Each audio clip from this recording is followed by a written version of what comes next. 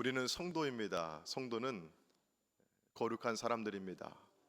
거룩하다고 하는 뜻은 구별되었다고 하는 뜻입니다. 자, 그럼 우리가 어떻게 구별된 성도로서 거룩하게 살아가야 될 것인가?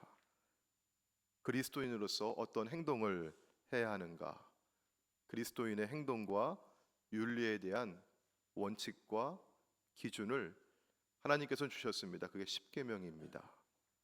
십계명의 정신은 하나님의 백성답게 살라, 하나님의 자녀답게 살라는 것입니다. 지난주 말씀 가운데 하나님께서 우리에게 원하시는 것은 하나님이 나를 아시고 내가 하나님을 아는 그런 관계를 원하셨어요. 또 그걸 사랑이라고 했죠. 십계명의 내적 근거, 우리가 하나님의 자녀답게 백성답게 살아가는 그 정신의 근거 역시 사랑입니다. 십계명을 크게 두 부분으로 나눌 수가 있어요. 1계명부터 4계명까지는 누구에 관한 것이죠? 하나님에 관한 것이에요. 하나님 사랑입니다. 그다음에 두 번째 부분은 5계명부터 10계명까지 누구에 관한 것이죠? 사람에 관한 것입니다. 사람 사랑 혹은 이웃 사랑이라고 할 수 있습니다. 자, 그러면 우리가 하나님을 어떻게 사랑할 수 있는가? 이에 대한 답이 예배입니다. 자, 그래서 하나님의 사랑, 하나님에 관한 계명은 모두가 예배에 대한 말씀이죠. 첫 번째 계명은요, 바른 예배의 대상에 대해서 말씀합니다. 우리 요 상자 안에 있는 거, 박스 안에 있는 거 같이 한번 읽어볼까요? 자, 시작. 너는 나 외에는 다른 신을 내게 두지 말라. 아멘. 하나님만이 우리의 예배를 받으실 분이다라고 하는 뜻이죠.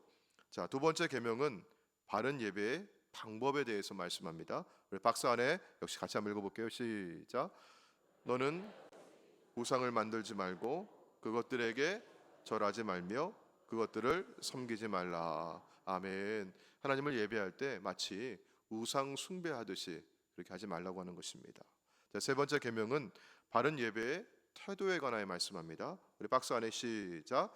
너는 내 하나님 여호와의 이름을 망령되게 부르지 말라. 아멘. 하나님의 이름을 경솔하게 가볍게 대하지 말라는 것입니다. 네 번째 계명은요, 바른 예배의 시간에 대해 말씀하고 있습니다. 자, 시작. 안식일을 기억하여 거룩하게 지키라. 아멘. 우리에게는 주일에 해당하는 말씀입니다.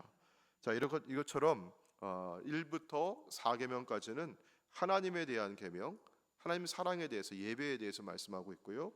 자, 5계명부터 10계명은 사람에 대한 말씀, 사람 사랑하고 이웃 사랑하는 것. 그래서 인간이 다른 인간에 대해서 어떻게 해야 되는지, 바른 의무와 행동에 대해서 말씀하고 있습니다. 자, 그러면 사람에 대한 계명 중에 첫 번째 계명은 무엇일까요? 제 5계명 같이 한번 읽어볼까요? 시작. 내 부모를 공경하라. 아멘. 사랑과 관련된 사람 사랑에 대해서 말씀하면서 왜 내 부모를 공경하라 이 말씀이 제일 처음에 나오는 것일까? 부모를 공경하라고 하는 계명은 모든 인간 관계, 사람과 사람 사이의 모든 행동과 윤리의 기본이 되는 것이기 때문입니다. 우리가 인간 관계를 이루는 사회의 가장 작은 단위, 기본 단위는 가정입니다. 그리고 이 가정 안에는 부부 관계, 부모와 자녀의 관계, 형제 관계가 있습니다. 자, 여러분, 그런데 결혼하지 않고 독신으로 혼자 사시는 분도 있어요. 남편이나 아내가 없는 분도 있습니다. 자, 그러니까 자녀가 없는 분도 있습니다. 혹은 형제와 자매가 없는, 혼자밖에 없는 그런 분도 계십니다. 그런데 여러분, 나를 낳아주신 부모가 없는 사람은 없습니다. 모든 인간 관계에서 가장 기본이 되는 것은 바로 부모와 자녀의 관계입니다. 그래서 자녀가 사람이 세상에 태어나면서 제일 처음에 만나고 제일 처음에 관계를 맺는 대상이 바로 부모입니다. 자, 우리가 믿는 성경의 하나님은 분명히 우리에게 부모를 공경하라고 말씀하시면서 그것을 사람에 대한 계명의 첫 번째로 말씀하셨습니다. 자, 우리가 부모를 공경해야 하는 이유는 무엇일까요? 자, 하나님과 사람 사이에 하나님을 대신해서 하나님의 대리자로서 하나님의 일을 하시는 분들이 계셔요. 누구입니까? 부모님입니다. 자, 어떤 의미에서 부모는 자식에게 하나님을 대리하고 있을까요? 첫 번째, 부모는 자식에게 무엇을 낳아 주십니까? 생명을 낳아 주십니다. 하나님은 육신의 부모를 통해서 우리에게 생명을 주십니다. 자, 두 번째는요, 부모는 자식에게 생명을 줄 뿐만 아니라 낳아 줄 뿐만 아니라 길러주고 양육함으로써 하나님을 대신합니다. 여러분, 우리 여기 여성분들이 많이 계신데요, 아이를 임신했을 때, 아이를 가졌을 때를 한번 생각해 보실까요? 아이를 잉태하는 순간부터 얼마나 그 몸가짐을 조심하고 차분하게 하느라고 애를 씁니까? 또 아이를 갖고 무슨 교육을 한다고 해요? 이 뱃속에 있는 아이에게 뭐라고 얘기하죠? 태교를 한다고 해요. 좋은 생각을 하려고 하고, 좋은 음악을 듣고, 좋은 책을 읽고, 좋은 경치를 감상하려고 합니다. 이렇게 뱃속의 아기를 위해서 산모는 대단한 정성을 기울이죠. 자, 드디어 10개월이 지나갔습니다. 아기가 태어납니다. 아기를 낳으면서 산모는 산고를 겪어요. 물과 피를 다 쏟아냅니다. 자, 그렇다고 아이를 낳았다고 해서 모든 게 다 끝나는 것이 아닙니다. 아이에게 이렇게 얘기하죠. 내가 지난 10달 동안 너를 이렇게 뱃속에 넣고 지내느라고 얼마나 고생 많았는지 아니? 너를 낳아서 이렇게 하느라고 정말 물과 피를 다 쏟으면서 정말 고생했단다. 이제는 너 스스로 살아라. 그렇게 얘기하는 어머니가 계실까요? 없지요. 아이가 태어나는 그 순간부터 어떻게 뭘 먹여야 돼요? 아이한테 젖을 먹여야 되고, 또 아이가 자다가 뒤척이면, 칭얼대면 뭘 또 뒤적여 봐야 돼요? 기저귀를 뒤적여 봐야 되고, 그렇게 어머니는 아이를 돌보느라고 잠을 제대로 자지도 못합니다. 희생적으로 아이를 위해서 온 정성을 기울여 뒷바라지를 하지요. 어머니는요, 여기 계신 분들 다들 공감하실 거예요. 자신을 위해서 돈 쓰는 거 참 인색해 하십니다. 옷을 하나 사더라도 몇 번을 생각해보고 망설이다가 내려놓고 아이 위해서 옷을 하나 집어들고, 우리 아이 새로 학교 갔는데 혹시 기죽지는 않을까, 아이에게 새 옷 입혀야지, 그렇게 하고 아이 옷을 사들고 오는 게 어머니지요. 얼마 전에 제 아내와 함께 미장원에 갔어요. 근데 단골이라고 선물을 하나 제 손에 쥐어줍니다. 그 머리에 바르면은 영양을 주는 트리트먼트 젤이라고 해요. 그걸 제 손에 주면서 뭐라고 얘기하냐면, 어머니가 바르시면 좋을 것 같아요. 그래요. 저 바르라고 줬어요? 제 아내 바르라고 줬어요? 그게 왜 제 손에 주는지 모르겠어요. 어머니가 바르면 좋을 것 같아요. 그런데 제 아내가 그 소리를 듣자마자, 그걸 받자마자 저에게서 그걸 딱 가져가면서 뭐라 그럴까요? 머리에 발라야지, 그렇게 할까요? 아니면 우리 딸 줘야지? 뭐라 그래요? 딸 옆에도 없는데 지금 여름방학 때 집에 오면은 우리 딸 줘야지, 그리고 그걸 챙기는 거예요. 여러분, 이게 누구의 마음이에요? 이게 엄마 마음이에요. 자, 부모는 이렇게 자식을 위해서 희생을 하는데, 자식의 몸만 키우는 거 아니잖아요. 이 자식이 사람답게 자라라고 지혜를 길러주고요, 인성을 길러주고요, 또 뭘 전해주는 게 제일 중요할까요? 신앙을 전해주는 게 제일 중요합니다. 자, 그래서 부모는 자식에게 하나님을 대리합니다. 그래서 하나님은 생명의 대리자이고 양육의 대리자인 육신의 부모를 공경하라고 말씀하고 있습니다.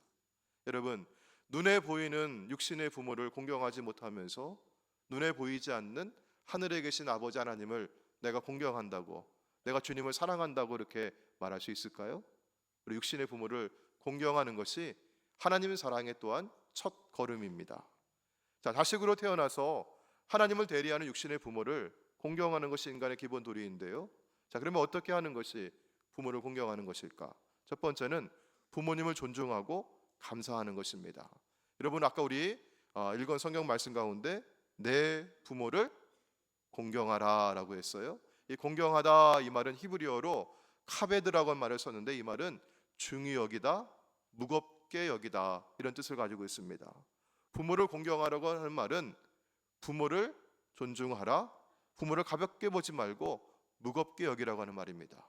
여러분, 우리가 사람을 대할 때 사람을 존중한다고 하는 것은 그 사람이 하는 말을 존중하고 그 사람이 하는 말을 가볍게 여기지 않는 것입니다. 여러분, 제가 들고 있는 이 책이 이게 뭐죠? 성경입니다. 여러분, 성경을 귀하게 여기십니까? 아니면 가볍게 여기십니까? 아주 귀하게 여기시죠. 성경을 이렇게 품에 안고 예배당에 나오고 성경을 참 귀하게 여기십니다. 여러분, 왜 성경을 귀하게 여깁니까? 이것이 무엇이기 때문에? 하나님의 말씀이기 때문에. 누구의 말씀이기 때문에? 하나님의 말씀이기 때문에. 하나님을 귀하게 여기고 하나님을 무겁게 여기고 하나님을 존중하기 때문에 그분의 말씀인 성경을 귀하게 여기는 것입니다. 자, 그렇다면 부모님을 가볍게 여기지 아니하고 부모님을 존중하는 사람은 부모님의 말을 존중하고 부모님의 말씀에 순종하는 겁니다. 자, 그래서 성경에서는 우리 잠언 1장 8절 말씀 가운데 이렇게 말씀하고 있어요. 내 아들아, 내 아비의 훈계를 들으며 내 어미의 법을 떠나지 말라. 자, 그리고 부모를 멸시하거나 순종하지 않는 불순종하는 죄의 심각성을 이렇게 경고하고 있습니다. 잠언 30장 17절입니다. 아비를 조롱하며 어미의 순종하기를 싫어하는 자의 눈은 골짜기에 까마귀에게 쪼이고 독수리 새끼에게 먹히리라. 자, 그리고 모세의 율법에서는요, 자녀가 패역해서 부모에게 불순종하면 그 자녀에게 사람들이 돌을 들어 쳐서 죽이라고 했어요. 이 구약에 있는 말씀 모세의 율법을 오늘 우리에게 그대로 문자적으로 적용하기는 어려울 겁니다. 부모에게 불순종했다고 해서 저 골짜기에다가 던져놓고 까마귀에게 쪼이라고 독수리에게 쪼이라고 그렇게 하는 부모 없을 거고요. 또 부모의 말 안 듣고 패역하다고 해서 우리가 페류나라고 욕은 하지만 그 자녀를 향해서 사람들 다 동네 사람 몰려와가지고 돌을 들어 쳐 죽이지는 않습니다. 자, 그러나 부모의 말에 순종하는 것은, 부모님을 존중히 여기는 것은 시대가 바뀌어도 그 정신은 동일한 것이고 성경의 가르침이고 하나님의 말씀입니다. 자, 여러분, 그러면 여기서 한 가지 우리가 질문을 한번 생각해 볼게요. 뭐냐면 부모님의 말씀이라고 하면 무조건 순종해야 하는가? 부모님의 말씀이 그릇된 것이라고 한다면, 부모님의 말씀이 성경의 가르침과 어긋나는 것이라고 한다면 그래도 우리는 순종해야 하는가? 여러분, 어떻게 답을 하시겠습니까? 우리 성경에서는요, 에베소서 6장 1절에서 이렇게 말씀합니다. 우리 같이 한번 읽어볼까요? 시작. 자녀들아, 주 안에서 너희 부모에게 순종하라. 이것이 옳으니라. 아멘. 이것이 옳다고 했어요. 부모에게 순종하는 것이 누구 안에서? 주님 안에서, 주님의 뜻 안에서입니다. 사람의 계명보다 하나님의 계명이 높고 사람의 뜻보다 하나님의 말씀이 높은 줄로 믿습니다. 그래서 우리는 항상 누구 안에서? 주님 안에서. 무엇 안에서? 주님의 뜻 안에서 부모님께 순종하고 부모님의 뜻을 헤아리시기를 바랍니다. 여러분, 이것이 바로 기본이죠. 자, 그러면 우리가 이 십계명의 말씀을 우리의 일상의 삶 가운데 여러분 적용해 보기를 원하는데요. 자, 부모님의 말씀에 우리가 귀하게 여기라고 했어요. 근데 옛날에 처음에 한국에 기독교가 전래게 되었을 때 우리 한국 사람들 사이에서는 기독교에 대한 어떤 오해가 있었습니다.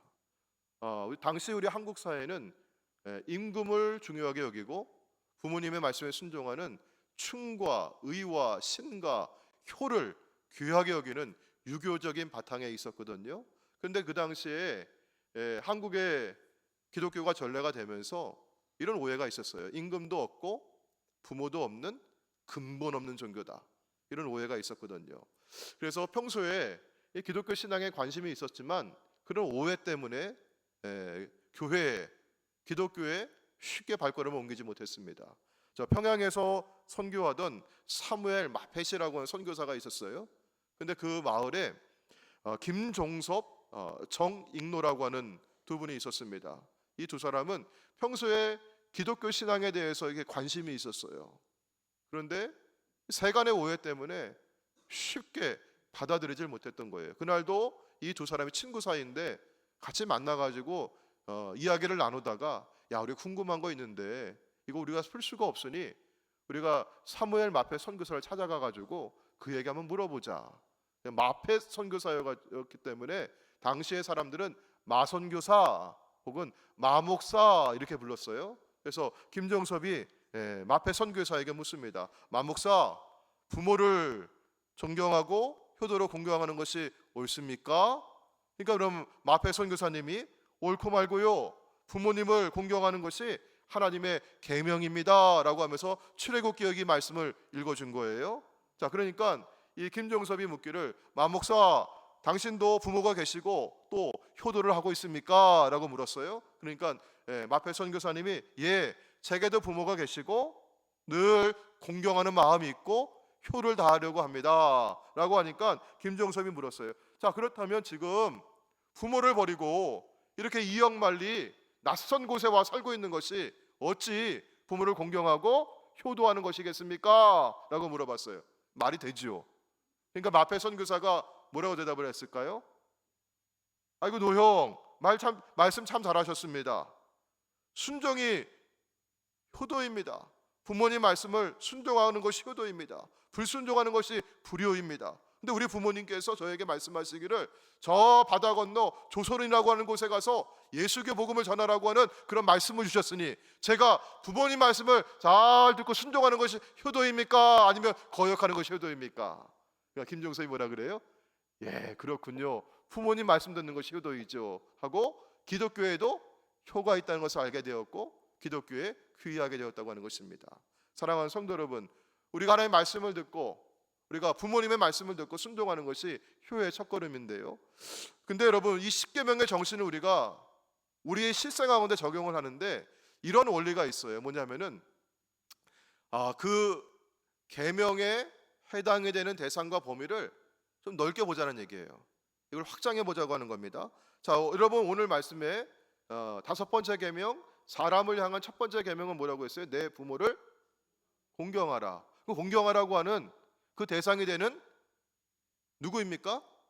부모가 누구인지, 누구를 공경하라고 하는 것인지 그 대상, 그 범위를 조금 넓혀보자는 얘기예요. 이걸 확장해보자는 얘기예요. 자, 그러면 육신의 부모, 내게 생명을 낳아주고 나를 길러주신 집에 있는 부모님뿐만이 아니라, 여러분, 아까 가정에서 우리가 맺고 있는 관계는, 특별히 부모와 자녀의 관계는 우리가 맺고 살아가는 인간관계의 가장 작고 기본적인 관계라고 했어요. 그래서 내 부모를 공경하라고 하는 말씀이 첫 번째 계명인 거예요, 사람에게 향하는. 자, 그러면 이 범위를 확장해서 내가 인간관계 속에서 맺고 살아가고 있는 모든 누구와의 관계? 윗사람과의 관계, 권위와의 관계로 그 의미를 확대해 볼 수 있다고 하는 것입니다. 자, 오늘 우리가 살아가는 이 시대는 21세기 민주주의 사회라고 하고요, 탈권위의 시대라고 합니다. 사회의 모든 분야에서 그동안 당연하게 받아들여져 왔던 권위에 도전하고 다시 생각하는 일들이 많이 있어요. 심지어 가정에서의 아버지의 권위와 어머니의 권위에 대해서도 의심하고 그거 받아들이지 않고 잘 통하지 않는 경우도 우리가 목격을 하게 됩니다. 자, 여러분, 그런데 이 권위라고 하는 말을요, 우리가 여러분 잘 한번 새겨보시길 바랍니다. 권위를 존중하라고 하는 것인데 이것은 성경의 가르침인 것이고, 또한 우리 개신교에 무엇을 믿고 있는지, 우리가 어떻게 살아가는지 그 교리문답을 했던 여러 가운데 웨스트민스터 대요리문답이라고 하는 곳이 있는데 그 중에 124번째 문제가 바로 이걸 다루고 있어요.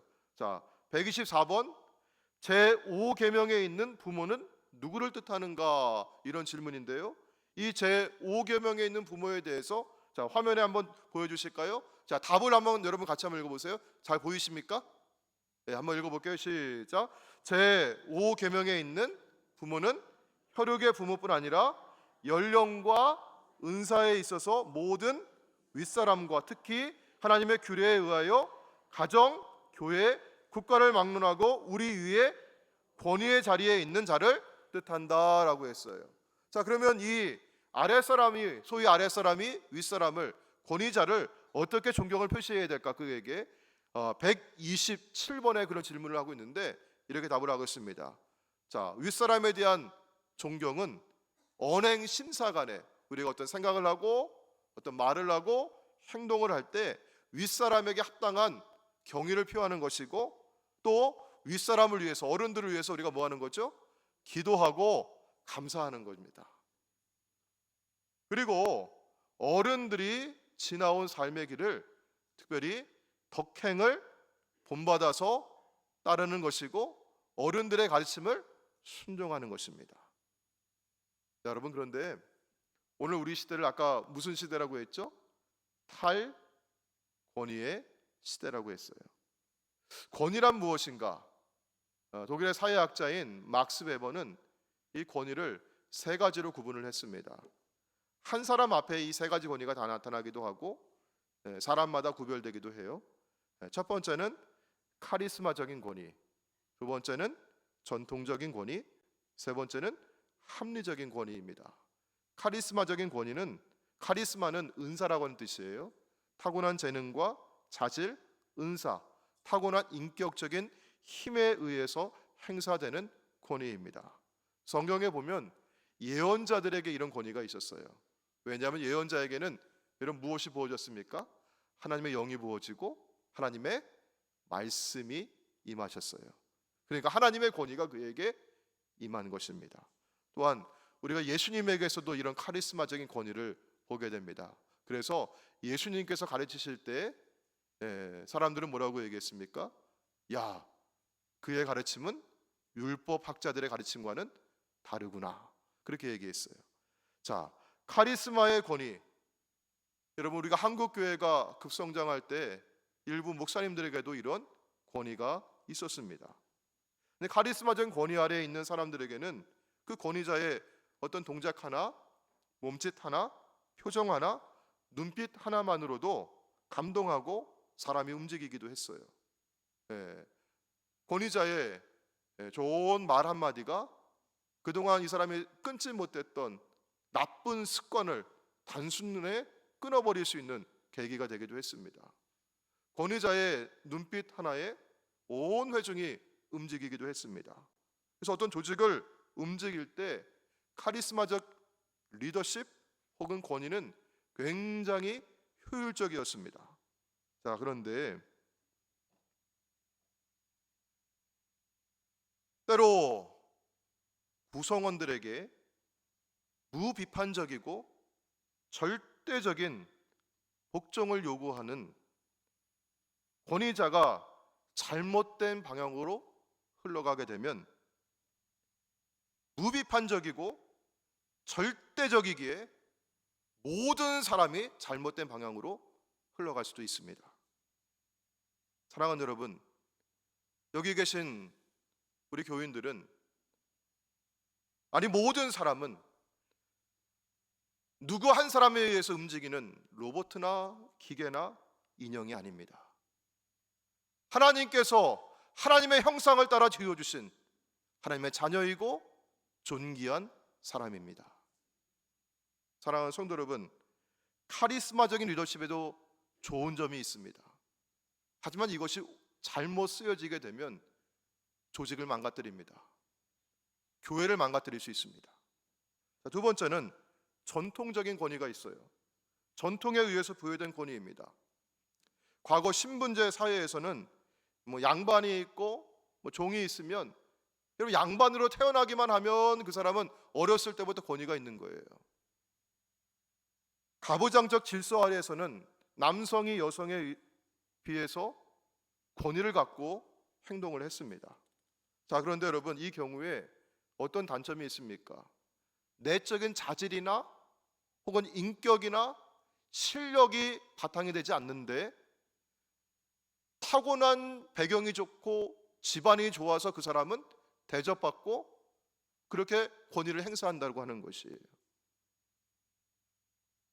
근데 오늘날에는 이 두 가지 권위의 잘못된 오용에 대해서 많은 사람들이 탈권위라고 해서 도전하고 있고 비판하고 있습니다.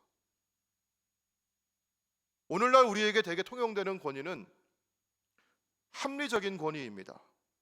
합리적인 권위는 법과 제도에 의해서 세워진 권위입니다. 이것은 개인의 감정이나 혹은 정서적인 유대 때문에 하는 게 아니에요. 내가 아무개 선생님을 너무너무 좋아해. 근데 아무개 선생님을 너무너무 좋아하니까 그 선생님이 나에게 시키는 일은 다 좋은 거예요. 그건 정서적인 유대 관계에서 비롯되는 거예요. 근데 여러분, 그 선생님이 잘못된 길로 나를 인도해 간다고 한다면 그걸 분별할 수 있어야 돼요. 그거 따라가게 되면은 나도 잘못된 길로 흘러가는 것입니다. 또한 전통에 근거해서 여러분 권위를 가질 수 있으나 그게 오용에 대해서는 안 됩니다. 요즘 사회에서는 국가의 권위와 교사의 권위 혹은 직장 상사의 권위, 목회자의 권위가 합리적인 권위로 이해가 되어야 합니다.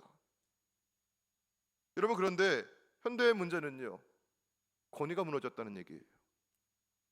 카리스마적인 권위와 전통적인 권위가 잘못 쓰여졌기 때문에 그 권위에 도전하는 것은 맞지만 잘못 쓰여진 권위를 포함해서 합리적인 권위마저 도전하고 해체하고 다 무너뜨려 버리려고 하는 초법적인 사상과 행동이 표출되고 있다고 하는 것이 문제입니다. 대표적인 것이 여러분 뭐겠어요? 학교에서 교사의 권위가 교권이 살아있다고 얘기합니까? 교권이 무너졌다고 얘기합니까? 교권이 무너졌다고 얘기하죠. 두 번째는요, 권위자들이 그 권위에 맞는 인격과 실력과 행동을 갖추지 못했기 때문에 문제가 되기도 해요. 또 하나는 오늘 세태에서 제가 목격하는 바는요, 권위에 대해서 도전하고 비판하는 사람들이 나는 권위주의적인 사람이 아닙니다 라고 하면서 윗사람들을 존중하지 않고 윗사람들을 무시하는 사람인데, 근데 오히려 이 사람은 자기보다 아래에 있는 사람에 대해서는 엄청 권위적으로 행사합니다. 더 권위적으로 해요. 자기는 안 그런, 윗사람한테 안 그런다고 하면서 아랫사람한테는 엄청 군기 잡습니다.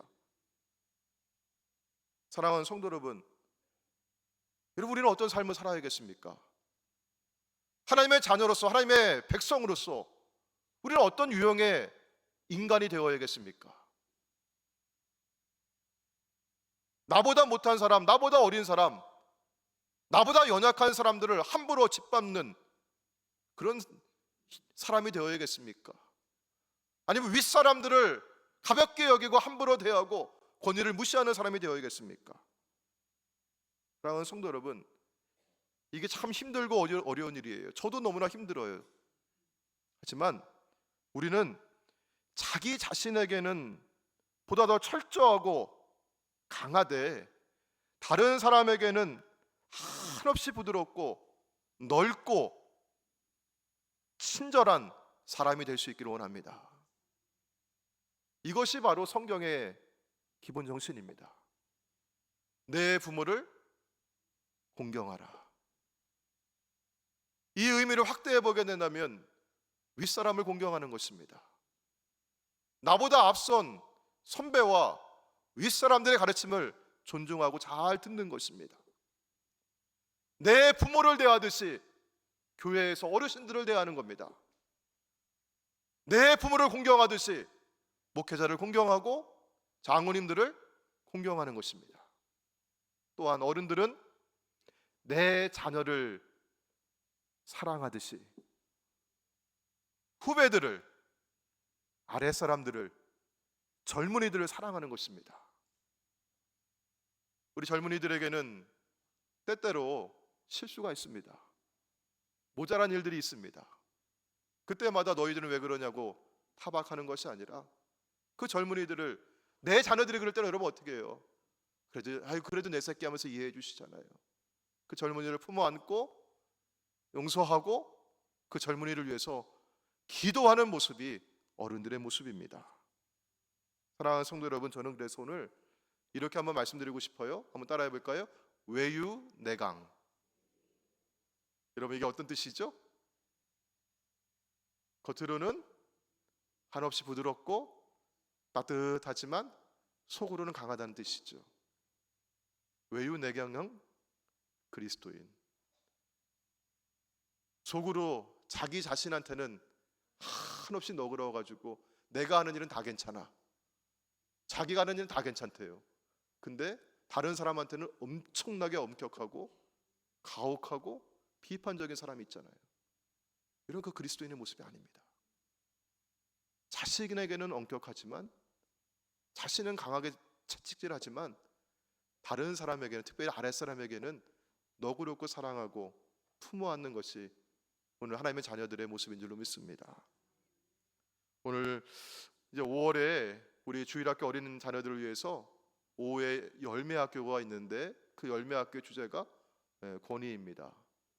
저는 우리 어린 자녀들이 어려서부터 성경의 가르침에 따라서 권위가 무엇인지, 그리고 바른 권위를 어떻게 행사하는 것인지, 그리고 권위를 주님 안에서 어떻게 구별하고 존중하고 따를 것인지 잘 배울 수 있기를 원합니다.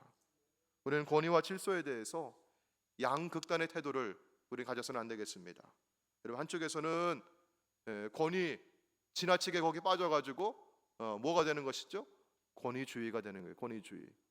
또 다른 한쪽에서는 개인주의죠. 이거는요.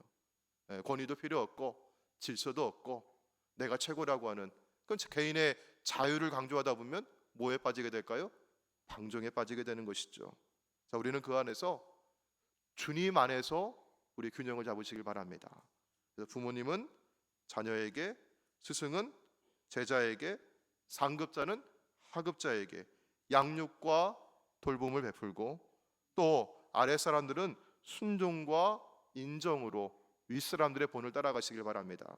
이것이 주님 안에서 하나님께서 우리에게 주신 규범이고 목적이고 의도인 줄로 믿습니다. 사랑하는 성도 여러분, 오늘 우리가 살아가는 이 땅 가운데 맺어가는 많은 관계 속에서 부모님을 존경하고 사랑하듯이 모든 사람을 존중하고 귀하게 여기시는 저와 여러분 되시기를 주의 이름으로 축원합니다. 아멘. 기도하겠습니다. 하나님 감사합니다. 오늘 어버이 주일에 10계명의 5번째 계명, 사람에 대한 첫 번째 계명으로 주신 내 부모를 공경하라고 하는 말씀을 받고 마음에 새겼습니다. 주님 안에서 부모님을 귀하게 여기고 부모님의 말씀에 순종하듯이 우리 교회와 사회에서 윗사람들, 권위자들의 질서를 존중하고 순종하며 따라가는 저희들 되게 하여 주옵소서. 그러나 잘못된 방향으로 이끌지 않도록 권위자들을 위해서, 목회자와 장로님들을 위해서, 정치인들을 위해서 기도하는 우리가 되게 하여 주옵소서. 잘못된 길 무비판적으로 그렇게 무작정 복종하고 따르는 것이 아니라 우리가 주님 안에서 하나님의 말씀을 분별하는 지혜를 가지고 우리가 권위에 순종하며 따라갈 수 있도록 인도하여 주옵소서.